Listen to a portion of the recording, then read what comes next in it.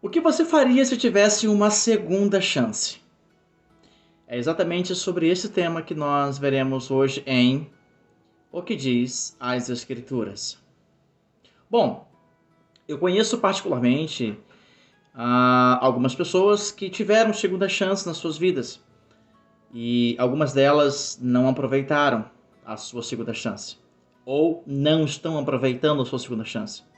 Mas também conheço pessoas na Bíblia que tiveram sua segunda chance e também não aproveitaram. Por exemplo, Ezequias foi um rei que serviu a Deus com integridade, com fidelidade, com justiça, com retidão.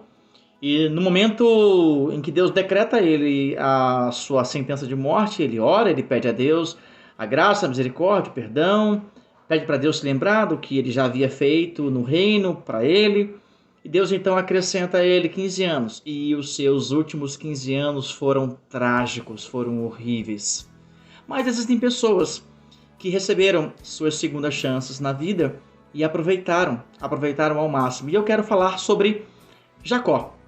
Jacó, ele tem uma experiência tão interessante, tão linda em relação ao seu filho José.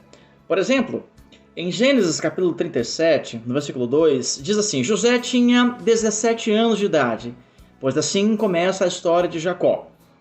Daí, a história toda você já conhece. José foi vendido pelos seus irmãos, foi parado na casa de Potifar, e depois foi para a prisão, acusado injustamente, tentativa de estupro e aquela coisa toda. Depois José virou governador. Esse período todo dura em torno de 13 anos. Por quê? Lá no capítulo 41, verso 46, mostra que José estava assumindo o posto de governador e neste exato momento ele tinha 30 anos de idade. Isso significa dizer que 30, menos 17 é igual a 13. Então, 13 anos José ficou dentro desse processo. No capítulo 47, verso 8 e 9, José consegue trazer Jacó e seus irmãos, todos, para o palácio, para a vida no Egito.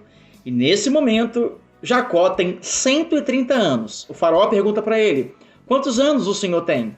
E Jacó responde: eu tenho 130 anos. Ou seja, numa linguagem mais culta, ele estava dizendo: os anos de vida, de peregrinação do teu servo são de 130. Ok. E daí a história não termina assim. Jacó ficou muito triste, muito solitário, com a perda, ou a possível, aparente perda do seu filho. E daí vem uma coisa bem legal. No capítulo 47, verso 28, Jacó agora com 147 anos, está próximo de sua morte. Ok? E daí eu fiz uma conta. 147 menos 130 são igual a 17. Ou seja, Deus devolveu a Jacó os mesmos 17 anos que ele já havia obtido ao lado de José. Observe que quando José tem 17 anos, ele estava ali a serviço do seu pai. Estava trabalhando a serviço do seu pai. E desfrutando de comunhão com ele, ajudando, aprendendo, ouvindo. Então, José viveu 17 anos ao lado de seu pai. E por 13 anos teve esse interregno que impediu de Jacó desfrutar da companhia do seu filho. E agora, aos 130 anos, Jacó reencontra José e vive mais 17 anos com o seu filho. Olha que coisa legal!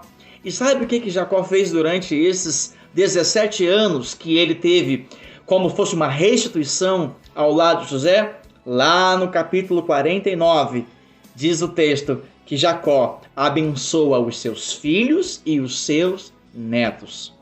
E daí vem a pergunta: e você?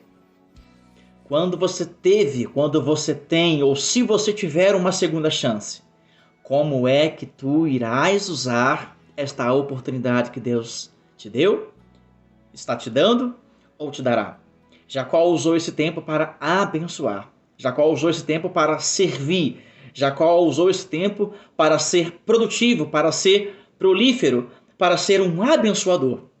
Que essa seja a lição para as nossas vidas.